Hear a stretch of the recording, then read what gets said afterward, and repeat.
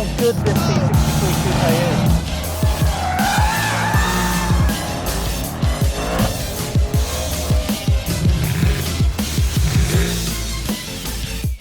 Hey guys, and welcome back to RBR, and today is the M review you've been waiting for.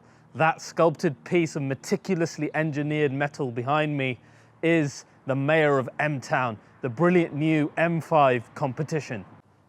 Now, I reviewed the original M5 not long ago, and we were all surprised to see how quickly this competition came. But here it is now. But since we did that review, the RBR channel has changed quite a lot. Now we love to go into the how and why that a car exists. So that's exactly what we are going to do today. Now, we covered a bit of the M history in the past, and every time you talk about the history of BMW M, the brilliant E30 M3 comes up. But just as crucially as this was the demand for a super saloon back in the 80s, something that could chase a supercar yet never look like it. Now, the first ever car that M Division, of course, made was the M1. And now it's a legendary car because it's the only supercar BMW really attempted to make. It came with that legendary M88 straight-six engine that was closely related to the 3-litre CSL racing car. But this was not the first road-going car that M Division had started to think around with for their normal customers. The first one was based on a 5 Series, and it was this. Let me get this right now, it's the M535i. And as you can see, it follows like a similar kind of formula to what ended up being the M5 today. It was not a true M car, but it had a limited slip differential, tweaked suspension, Recaro seats, the same steering wheel as that M1 supercar. It had the Aquafresh livery of M-Town on it as well. But you see, the actual catalyst for more competition came from the natural competition, from Mercedes. And that was through the 190E 2.3 16V, and that was a spoiler-clad Mercedes-Benz that, according to Top Gear, M Division say in their own words, that when this car came out, we had no answer for it. And then, a year later, the first M5 came. It was the E28 M5. This car was special, unlike the car before it. Now, this had that M88 engine from the M1 that we were discussing, and it had a 0 to 60 of 6.5 seconds, which is damn quick, even by today's standards for a classic car. And as you can see, the looks, they were still very, very similar to the standard 5 Series of that time, cementing this tradition of having a Q car. But then after that, we got the E34 M5. Now, this car was still being hand-built in BMW M's factory in Garching by 2 men only, a very bespoke car. It brought the power of that M88 engine even further up. Later versions of the car had a Nürburgring package for it, for making the car more dynamic in its suspension. Sounds actually quite similar to our competition here, as you'll learn later. But then a really special car came after that, and that was the E39 M5. Now, this car started to be built along the normal kind of production line, along with all the rest of the 5 Series, because at this point sales were booming. There had been well over 11,000 sales of the previous car. And this one was very, very special indeed. First of all, it had a V8 5-litre, which howled and howled and howled, and it had a 0 to 60 of sub 5 seconds. And it was really the first M5 to truly scream the fact that it was different looking to the standard 5 Series. And it even has those iconic quad-round exhausts that the car today has. A very, very special car, and in my opinion, it's probably still the best looking M5 ever. And after this came the black sheep of the family, the E60, with that howling V10 revving all the way to 8,000 RPM. That engine being a nod to BMW's efforts in F1 at the time. Now, that car came from the Chris Bangle era of design, and it had a bit of a quirky design, but it did come with a touring or estate version as well, which qualifies it as iconic already. Unfortunately, the gearbox was responsible for many a case of whiplash between the first, second, and third gears. So not really the ideal car. The one that followed after that is the F10, the one previous to the one that we are reviewing today. And that had a V8, so it came down from the V10, a V8, the first turbocharged one, in fact, in an M5. And to me, this car is a little bit forgettable. It was the first car that brought in fake sound into the interior because they couldn't quite get the exhaust right, at least for sounding inside the car. And it finished off with a Jahre edition, which was almost close to 600 brake horsepower. But because of what was before it with that V10 E60 and the car that we have now, I really feel like it's an almost forgettable M5, as I said. And now this, the E39 M5. And what I find absolutely amazing about this car is that it's lighter than its predecessor. And that hardly has, well, it's never happened in the history of the M5s. It hardly ever happens in the rest of the automotive industry, going from old model to new.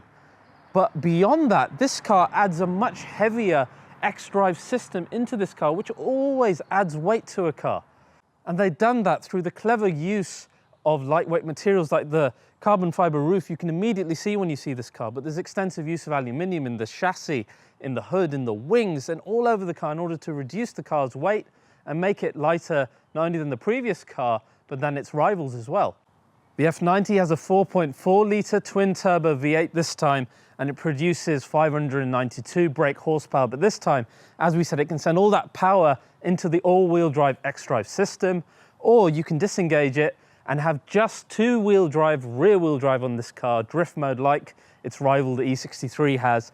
And BMW M says then you get that purity of handling and driving experience that you had in the previous M5s. It's grown a long way in length as well, but I mean, our modern cars have just grown a little bit too much, don't you think? But it still very much maintains that Q car kind of look. There's nothing that really screams from far away that this is an M5, but it has got a completely unique front end. It's got unique wings. The side profile at the lower bit is quite unique. So the guy who's looking for those changes, they are there. But this competition, it's come quite quickly, and that surprised a lot of people. But BMW, when releasing this car, have made it now very, very clear to their customers that every high-performance M car will have a standalone, more powerful version, be that GTS, CS, competition, whatever it will be called. Now it's fair warning to the early adopters that there will be a more powerful standalone car. And standalone is a really key word when it comes to the competition. Most people will skip the standard car, go straight to the competition, thinking that it's just better in everything. But you're going to do yourself a disservice by doing that, because this truly is standalone. Now, how do you turn this normal M5 into a competition? Well, there's a lot of things that have to be done. The first thing BMW M did was reduce the ride height by 7 millimeters. Then they gave the rear toe links ball joints to allow better maneuverability of the rear. We had more negative camber on the front wheels. We've got 50% stiffer engine mountings on the engine. We've got 10% stiffer springs on the front and the rear springs. And we've got even stiffer front and rear anti-roll bars. And then we've got a new sports exhaust system with sports pipes, and the dreaded particle filter is in there as well. But despite that, this car still sounds very good. And then the design on the exterior changes quite a bit with the competition as well. You might think it's blink and miss it, but it really isn't. The first thing you notice are the lovely Y-spoke new alloys, which look absolutely gorgeous, so much better than the standard ones that you get in the normal M5. But there's a lot of blacking out going on as well. So you get a black kidney grille on the front, you get black mirrors in M design on the side. We've got a black spoiler on the rear as well. And the lower rear diffuser is blacked out as well. And all of this helps bring contrast, especially into a car like this. This one finished in a gorgeous rhodonite silver. Your door handles are also completely in body color rather than having chrome pieces attached to it. You'll note this car has got carbon ceramic brakes. Those aren't standard on the competition, but they are some of the best I've ever tested. So if you can, you really need to get those. So all in all, it looks a rather worthy upgrade. And especially for that purchaser who's spending the extra 6.5 grand, it certainly ups the game in terms of looks as far as I'm concerned. It's just a real shame that there was not an estate version of this M5 in this generation as well. I mean, it would have just looked perfect. Perfect. Damn. Now guys, let's go inside. There's a few things I want to show you, not a lot, but I really want to show you what this car sounds like. Now inside the M5 competition, as far as that competition element goes, there's not a huge amount that's different. One nice thing is you do get M5 competition come up on the start screen as soon as you start the car to greet the driver, which is a nice little touch. And of course you get all the usual stuff you get in the M5 to signal that it is a more high performance version of the 5er. So you've got the M1 and M2 buttons in red here, which I love. I love the fact you can change two different individual driving modes, not just one like most manufacturers like AMG. You can have two different ones and they're accessible straight away from the steering wheel. And I like the red start stop button, which matches that as well. Lovely touch. Of course, having the gear selector in the middle, very cool as well. But I don't want to go over any of the old stuff that I did in the previous M5 review. If you're interested at all in BMW's new touchscreen infotainment system, I went over that in quite a lot of detail in that review. Now, in this review, I want to show you, as we did on the outside, how the interior has changed from that original E28 M5 coming all the way to this car. And now you will start to see how similar they really are. The shape of the dials are exactly the same. The positioning of the air conditioning system is still exactly the same. The way this side points towards the driver has never changed. Jump forward to the lovely E39 and you see that the dials are even more similar to this car. This car is almost like a digital interpretation of what the E39 has. Now, we discussed in the last review that haven't really, or BMW generally, haven't really gone too far down the line on changing or making this digital area customizable. It is very much still analog in the sense that it doesn't change a lot. But this is because I think it harkens back to those old cars, and let's see if that changes in the future. But again, the vents and the air conditioning, everything, the way this thing points towards you, all exactly the same as in the E39. The only thing that is missing out of these modern cars is having the nice handbrake here. And if we're honest, even the shape of the steering wheel seems to have gone back a step and now looks more like the E39 one. Some of that is nice because if you're a big M fanatic, then you'll recognize that, you will appreciate it, you will see the heritage in it. And so much of loving a car is about appreciating the heritage behind it, right? So that part is great. But one negative side of it is for anyone else, like this stack here is very, very 80s, whichever way you look at it. You know, the little volume rocker, the numbers here as if you're going to dial somebody from them, although they're shortcuts now. You know, the whole way, the whole thing, even the vent shape, you know, the way the vents work are just, they're so 80s. And that's like the only downside that I can put on this interior, because everything else is great. The seats in this and the standard M5, as we discovered last time, are brilliant at hugging you. Really, really comfortable, really, really good for fast driving as well. And the rest of the trim of the car, you've got Alcantara, etc. It's really, really nice. You've got ambient lighting. But this structure just doesn't change in any BMW anymore. And that is a totally subjective point.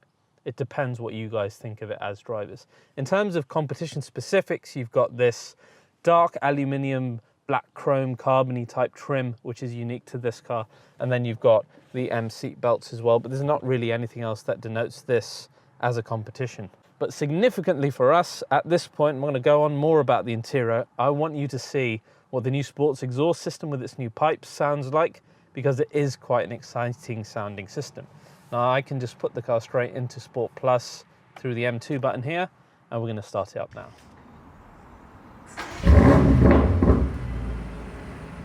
There's a lovely little bark and pop and bang at the end of that. And you can see it's already a fruitier exhaust, but now if I give it some revs in Sport Plus. Yeah, that was a modern BMW. Let me do that again.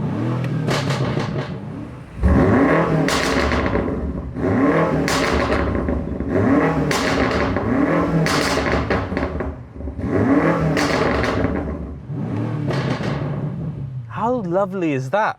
And as you'll discover later, it does a lot of this characterful kind of pop and bang. I know it's all artificial, but we're going towards this direction of all electric eventually, I guess, which is a very depressing proposition. And all of you guys who are complaining about artificial exhaust now are going to be crying for them in the future. So let's enjoy this while we can, please. So now let's go on the road. I want to show you what this sounds like, how this car drives, and most importantly, those changes made to the M5 comp that make it the competition. It's those changes that make or break this car. And it isn't the power, it's everything else that BMW M have done. So let's get going. Right, so let's get this M5 comp started and onto this drive. And I want to give you the first impressions as soon as you start driving versus the standard M5. And the first thing that you feel immediately is the added stiffness to the suspension itself. So you feel that firmness of suspension straight away, and at low speeds it really reminds me of my C63 Black Series actually. Not quite as unforgiving, but you kind of get the idea. And then you feel like the keener turn-in, definitely on the front end. You got that fruitier exhaust immediately straight off the bat, So there's quite a lot of differences, and if you haven't driven the standard M5, you're really doing yourself a disservice, because the character of the comp versus the standard car are very different, and we'll get onto that very shortly. Now let's talk about the power differences. You've got an extra 25 brake horsepower. Now you don't really feel that, but I do applaud BMW M for doing this, because imagine a car where you didn't do it, but you were charging that much more. Say the AMG GTR Pro. You've gone through all the trouble of improving the car dynamically, and then when you don't have added power, even if it's nominal, just for the sake of figures, it feels like you're missing the cherry on top. I mean, okay, you don't feel that extra 25 brake horsepower, fair enough, and the torque is unchanged, even though it's available a bit further on the road range, up to 6,000. Again, you really don't care about that. And then you look at the change in speed. The 0 to 60 has increased by 0.1 seconds. The 0 to 124 has increased by 0.3. Yes, you don't give a monkeys, and neither do I. But guys, before you write off this car completely, swipe away and watch something else, hang on a sec, because that is not what the M5 competition is all about. As I said, that is just the cherry on top of this car over the other changes that they have made. And besides, you have to be a really particular kind of nut job to come out of the standard M5 and say, that felt quite slow.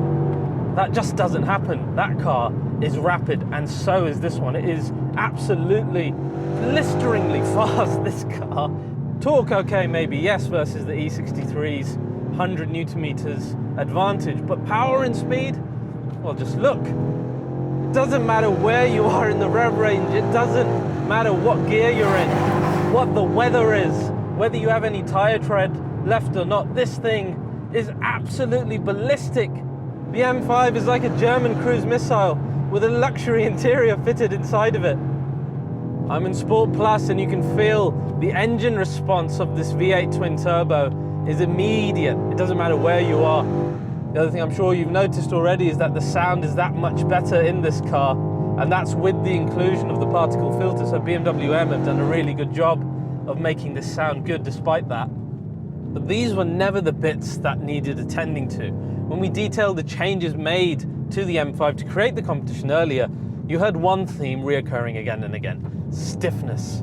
So stiffer front and rear roll bars, 50% stiffer engine mounts, 10% stiffer springs on the front and the back.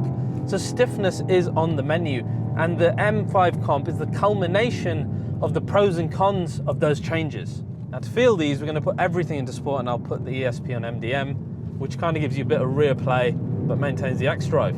And in sport, this car was honed for the Nürburgring, and this is where you see the competition now come alive.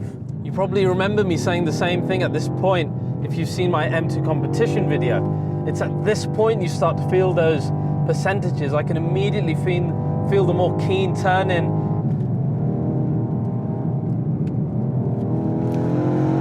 And it feels so good. And I really do like the turning of this car. Then you perceive the lack of body roll thanks to all those changes and the added stiffness, which really helps this car reduce its feeling of weight. You kind of feel the wheels are absolutely stuck to the road. There's less give in the suspension, definitely, which is that added stiffness on the front and the rear. But I really want to talk about the steering, because the steering was my biggest bugbear in the previous M5. And I was told by a lot of BMW owners, oh, use comfort, it's the best steering mode. And comfort just really isn't. It's hogwash. That mode is too light, and when you've got such a keen turn in the comp, comfort turns into swing into a tree mode instead. Whereas sport helps make things a little bit more heavy, so it's easier to correct things when you're not quite getting that feedback through, because that feeling through your hands is still lacking. It's not quite at E63 levels, but sport mode definitely helps in giving you some artificial feel, I feel. But you see, once you get into a groove of driving the comp, that all kinds of fades away, and it's how this car maneuvers. And it maneuvers so brilliantly given its size. It's so fast around the corners, it's unbelievable. And you have to understand, when BMW set out to make a standalone competition model to be a different car to the normal M5 like this is what they're looking to do. They're looking to make a car that is the ultimate driving machine. The goals at M-Town are different to, say, AMG. This is where they excel, and this is where the driver feels rewarded. That increased negative camber on the front wheels really helps deal with the load going into a corner. When you come out of a corner, the xDrive blasts through with all the power you can want. Listen to that. I must talk about the sound because this car sounds so good. I do love this new exhaust. That link to the gearbox, which works exactly when you want it to, the 8-speed ZF, it just makes it so easy to have this car sing for you, which is great because I tend to set my expectations low when it comes to M and sound, but the M5 comp, though it's not at E63 levels of sound, it does sound tasty and refined. That's what I want out of a Q car like this. But as I said, the competition is the sum of those changes and how they affect the car. So along with the pros that we've discussed, there's going to be a very logical and obvious con. You've added all that stiffness, and because of that, the ride is exceedingly firm, even in comfort. Now, if you imagine a scale of super saloons in terms of firmness, you've got the standard M5, which I feel is the most luxurious, is probably the best GT car mixed with performance. Then you've got the E63, which is quite a bit more stiffer, a lot more supercar-ish. Then I think in the class above, you got the GT63S, similar to the E, but a lot more firm. And then I think you've got this with the M5 comp. I think it is the stiffest of the lot by quite a long margin.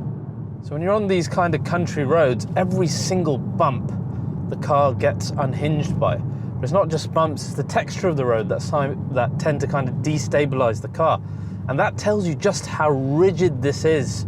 It's not just bumps, it can just be the lay of the road itself.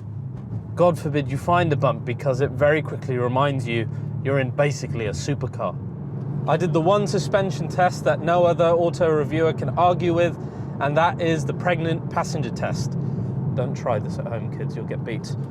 And even a trip to the supermarket was not acceptable in this car.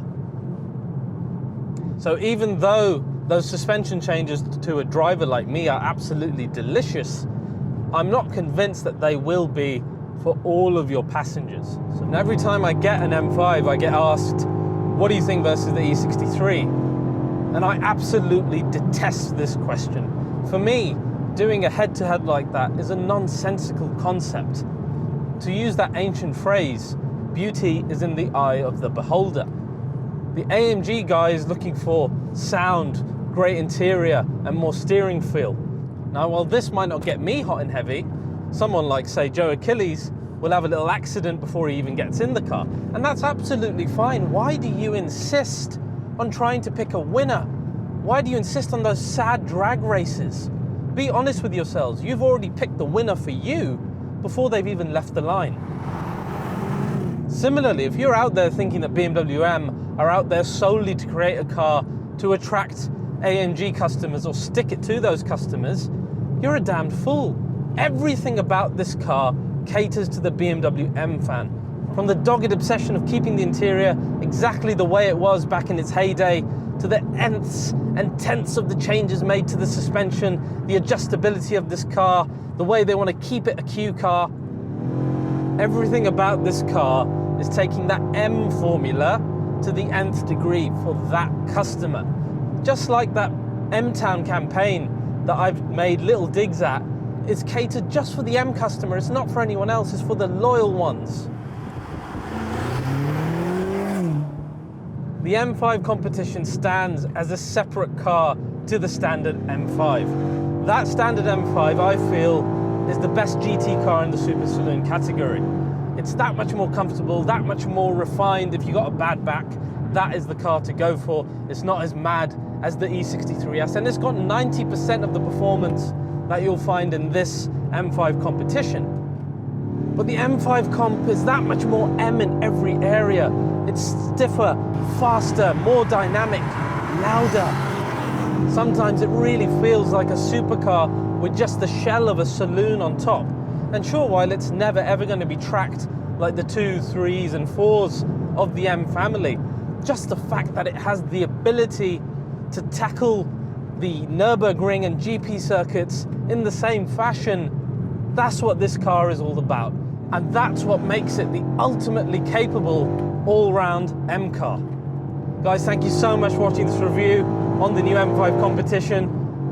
I've got loads more time with the car. I filmed it early this time, so I'm going to enjoy it to the max. Don't forget to like and subscribe, and I'll see you next time.